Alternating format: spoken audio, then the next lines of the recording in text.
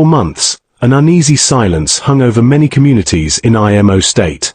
What once felt like ordinary life, children playing freely in the streets, traders returning late from bustling markets, and farmers tending to their lands without fear, slowly gave way to tension and uncertainty.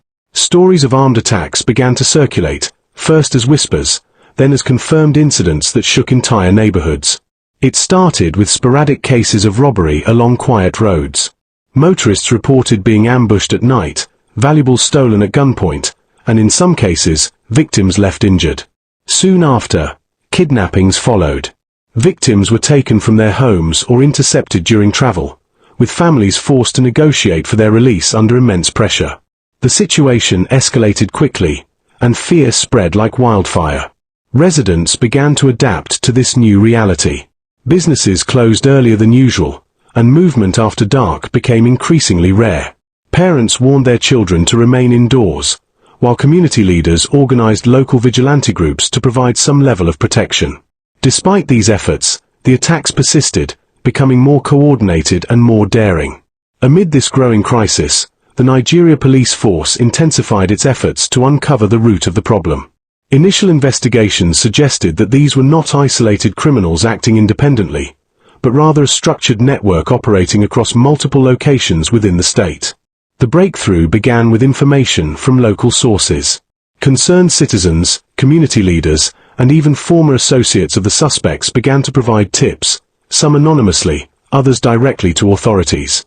These pieces of information, though fragmented, pointed to a larger, more organized operation. Intelligence officers began connecting the dots. Patterns started to emerge, similar methods used in attacks, recurring locations, and coordinated timing. It became evident that the suspects were not only well organized but also highly strategic in their operations. Further surveillance revealed that the group operated in cells, each with specific roles. Some members specialized in reconnaissance, scouting potential targets and mapping escape routes. Others were responsible for executing attacks, while a separate unit handled communication and ransom negotiations. There were also indications of individuals tasked with supplying weapons and logistics. One of the most alarming discoveries was the existence of hidden camps in remote forest areas. These camps were believed to serve as operational bases where the suspects planned their activities and stored weapons. In addition, certain residential buildings within urban areas were identified as safe houses, locations where suspects could blend into everyday society without raising suspicion. The complexity of the network posed a significant challenge for law enforcement. Any premature action could alert the suspects, allowing them to disperse and evade capture. As a result, the operation required patience, precision, and absolute secrecy. Special units within the Nigeria police force were assigned to monitor the suspects closely. Undercover operatives were deployed to gather first-hand intelligence, while digital surveillance teams tracked communication channels used by the group. Every movement, every call, and every interaction was carefully analyzed. Weeks turned into months as the intelligence picture became clearer. Key figures within the network were identified, along with their roles and areas of operation. Authorities also uncovered links between different cells, confirming that the group functioned as a coordinated system rather than isolated units. Meanwhile, life in affected communities remained tense. Residents continued to live under the shadow of uncertainty, unaware of the progress being made behind the scenes. Each new incident reinforced the urgency of the situation, putting pressure on security agencies to act swiftly. Despite the challenges, the police remained determined. Strategic meetings were held to plan a decisive operation that would dismantle the network. The goal was not just to arrest a few suspects but to break the entire structure, cutting off its leadership, disrupting its operations, and preventing it from regrouping.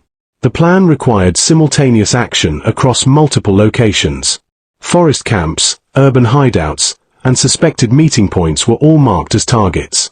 Timing was critical. If executed correctly, the operation would catch the suspects off guard, leaving them with little chance to escape. Only a select group of trusted officers was briefed on the details. Confidentiality was paramount, as any leak could jeopardize months of work. Logistics were carefully arranged, with teams assigned to specific locations and clear instructions on how to proceed. As the final preparations were made, a sense of anticipation built within the ranks of the security forces. They knew the stakes were high, not just for themselves, but for the countless residents whose lives had been disrupted by the wave of violence. For the people of Imo State, the tension continued, but change was on the horizon. Unbeknownst to them, the groundwork had been laid for a major operation, one that would soon bring a dramatic shift in the fight against crime. The stage was set.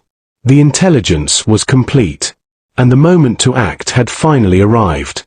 The operation began long before the first door was broken down or the first suspect was apprehended. In a secured location within Imo State, top officers of the Nigeria police force finalized the last phase of a mission that had taken months of intelligence gathering, surveillance, and strategic planning. It was a night chosen with precision, one where movement would attract little attention and the element of surprise could be fully exploited. Under the cover of darkness, tactical teams were quietly mobilized. Convoys of security vehicles, their headlights dimmed, moved in coordinated silence along predetermined routes. Every officer involved understood the gravity of the mission. This was not just another raid, it was a decisive strike against a deeply rooted criminal network. Each team had a specific assignment. Some were tasked with storming forest camps believed to house the most dangerous elements of the group, while others were deployed to urban areas where suspects had blended into civilian populations. Communication was kept minimal and encrypted, ensuring that no external interference could compromise the operation. As the clock ticked toward the early hours of the morning, the teams reached their designated positions. In the dense forests on the outskirts of Imo State, operatives advanced cautiously, navigating narrow paths and thick vegetation. The air was tense, every sound amplified in the stillness of the night. Suddenly, the signal was given. In a swift and coordinated move, officers stormed the camps. The suspects, caught off guard, reacted in panic. Some attempted to flee into the darkness, while others reached for weapons in a desperate attempt to resist arrest. Gunshots echoed through the forest as a brief but intense confrontation unfolded. The training and discipline of the security forces quickly turned the tide. Escape routes had already been anticipated and blocked, leaving the suspects with limited options. Within minutes, several individuals were subdued and taken into custody. Others, realizing the futility of resistance, surrendered. Simultaneously, in urban areas, another phase of the operation was unfolding. Teams moved from one location to another with speed and precision, targeting houses and buildings identified as safe havens for the suspects. Doors were forced open, and suspects were apprehended before they could react. In some cases, residents watched in shock as individuals they had known, or at least seen around the neighborhood, were led away in handcuffs. These suspects had managed to live among the population unnoticed, maintaining a facade of normalcy while secretly participating in criminal activities. The raids also uncovered hidden compartments within buildings, false walls, concealed storage spaces, and underground hideouts used to store weapons and other materials. Each discovery reinforced the level of sophistication employed by the network. By the time the operation reached its peak, the scale of the success was becoming evident. Arrest after arrest was recorded across multiple locations, with suspects being transported to secure facilities for processing. The coordinated nature of the raids ensured that communication between the suspects was cut off, preventing any organized attempt to regroup or retaliate. One of the most significant outcomes of the operation was the recovery of weapons and ammunition.